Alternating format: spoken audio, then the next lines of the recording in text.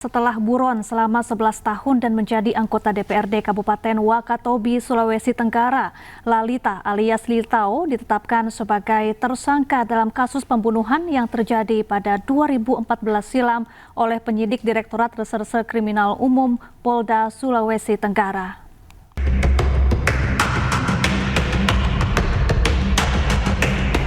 Litao alias Lalita, anggota DPRD Kabupaten Wakatobi, Sulawesi Tenggara, ternyata berstatus daftar pencarian orang atau DPO kasus pembunuhan terhadap anak di bawah umur 11 tahun lalu. Dilantiknya DPO kasus pembunuhan menjadi anggota DPRD Wakatobi ini viral di media sosial karena memantik kemarahan publik dan mengusik rasa keadilan keluarga korban. Di Treskrimum Polda Sulawesi Tenggara menetapkan Litao sebagai tersangka pembunuhan terhadap anak bernama Wiranto yang terjadi pada November 2014 lalu. Batang kenapa lama dan sebagainya pencarian terhadap kedua orang tersebut karena yang kedua orang ini sudah keluar dari Wakatobi, maka itu biar ditarik kepada Polda biar kita lebih cepat mencarinya. Kita dapatkan satu orang di Ambon, satu orang di Papua. Nah, disitulah kita dapatkan keterangan saksinya sehingga di situ kita nyatakan lengkap ataupun terpenuhnya dua alat bukti yang cukup untuk kita menetapkan. Pihak kepolisian sebelumnya telah melayangkan pemanggilan pertama kepada tersangka untuk diperiksa. Namun tersangka yang juga anggota DPRD Wakatobi itu tidak memenuhi panggilan polisi. Dalam waktu dekat ini, polisi akan lakukan pemanggilan kedua kepada tersangka. Dari Kabupaten Buton, Sulawesi Tenggara, Tim Liputan iNews melaporkan. Pemirsa, 6 lembaga HAM membentuk Lembaga Nasional Hak Asasi Manusia. Lembaga ini dibentuk untuk mencari fakta terkait unjuk rasa dan kerusuhan yang terjadi beberapa pekan lalu.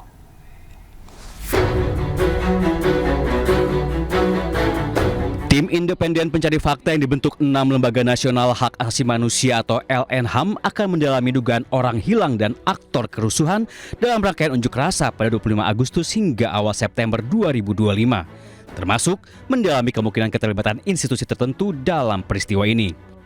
LNHAM terdiri atas Komnas HAM, Komnas Perempuan, Ombudsman RI, Lembaga Perlindungan Saksi dan Korban atau LPSK, Komisi Perlindungan Anak Indonesia atau KPAI, dan Komisi Nasional Disabilitas. LNHAM tidak dibentuk atas perintah Presiden, namun lembaga ini akan bekerja secara independen. Pada prinsipnya, tim LNHAM ini akan melakukan pencarian fakta untuk mendapatkan fakta-fakta sekomprehensif mungkin dari peristiwa 25 hingga September.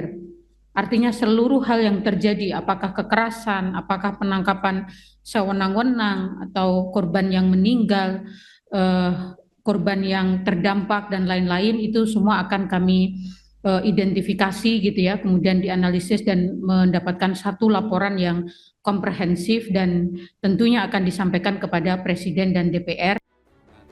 Sehari sebelum 6 lembaga HAM mengumumkan pembentukan LNHAM, Presiden Prabowo setuju membentuk tim investigasi independen untuk mengungkap unjuk rasa disertai kerusuhan. Salah satu tuntutan masyarakat sipil yang juga menjadi aspirasi kami dari GNB adalah perlunya dibentuk komisi investigasi independen terkait dengan kejadian Prahara Agustus beberapa waktu yang lalu yang menimbulkan jumlah korban jiwa, korban kekerasan, luka-luka dan seterusnya yang cukup banyak. Presiden menyetujui pembentukan itu.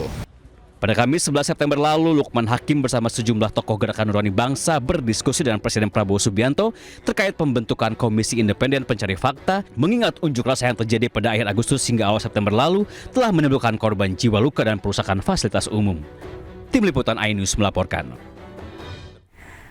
Polda Metro Jaya membuka posko pengaduan orang hilang pasca rusuh Agustus lalu. Posko pengaduan dibuka untuk membantu masyarakat mencari anggota keluarga yang belum ditemukan.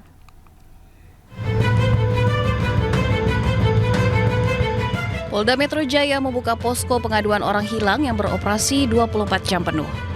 Berada di Aula Satya Prabu Gedung Ditreskrimum Polda Metro Jaya, posko dibuka untuk membantu masyarakat atau kerabat yang belum ditemukan pasca rusuh Agustus 2025 lalu. Masyarakat dapat langsung mendatangi posko atau menghubungi layanan pengaduan yang aktif sepanjang hari. Posko ini menjadi pusat koordinasi dengan pemangku kepentingan terkait untuk mempercepat proses pencarian. Selain menerima laporan, petugas di posko juga memberikan informasi terkini mengenai penemuan atau identifikasi korban. Dari Jakarta, Amrina Rida, Jamie Jasin, Dimas Winardi, iNews melaporkan. DPR RI mengusulkan agar satu warga negara hanya memiliki satu akun media sosial pada setiap platform. Usul ini disampaikan DPR agar media sosial tidak dimanfaatkan oleh buzzer.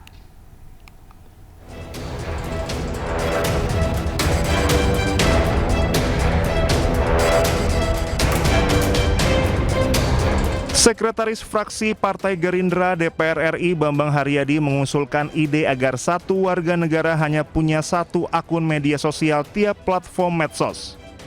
Bambang menyebut ide ini untuk menghindari akun anonim maupun akun palsu. Bambang mengatakan informasi yang disampaikan di media sosial harus dapat dipertanggungjawabkan.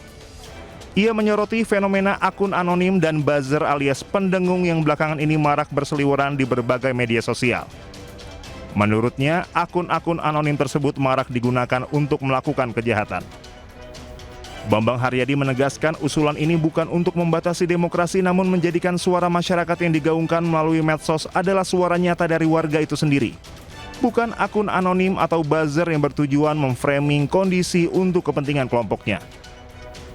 Sebelumnya dalam rapat dengar pendapat umum panja penyiaran dengan perusahaan Google, YouTube, Meta, dan TikTok di Komplek Parlemen Senayan, Jakarta 15 Juli 2025, anggota Komisi 1 DPR RI Oleh Soleh mengusulkan satu orang dibatasi memiliki satu akun media sosial. Ketentuan ini dapat membatasi seseorang memiliki banyak akun.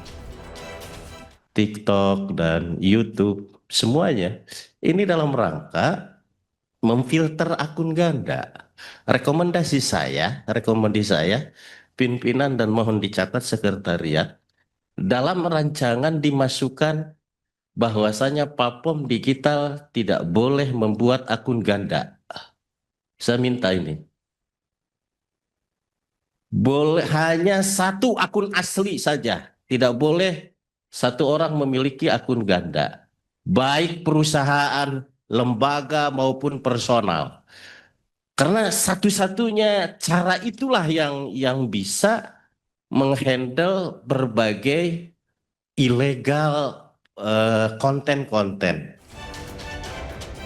Politikus PKB ini menilai keberadaan second akun atau akun ganda sangat merusak dan bisa disalahgunakan. Ia menyinggung keberadaan buzzer yang justru mengalahkan sosok berkualifikasi di media sosial. Oleh pun meminta seluruh platform media sosial dapat menyaring keberadaan akun ganda.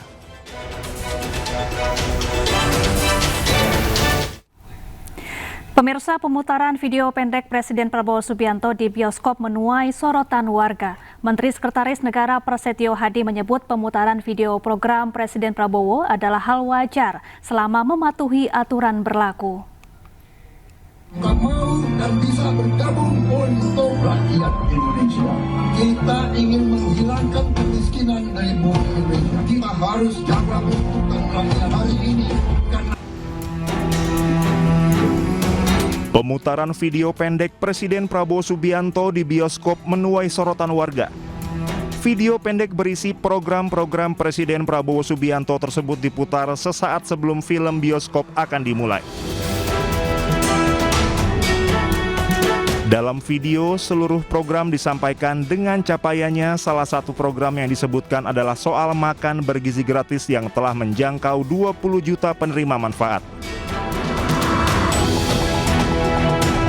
Menanggapi pemutaran video pendek tersebut, Menteri Sekretaris Negara Prasetyo Hadi menyebut pemutaran video tersebut adalah wajar selama mematuhi aturan berlaku serta tidak mengganggu kenyamanan serta keindahan.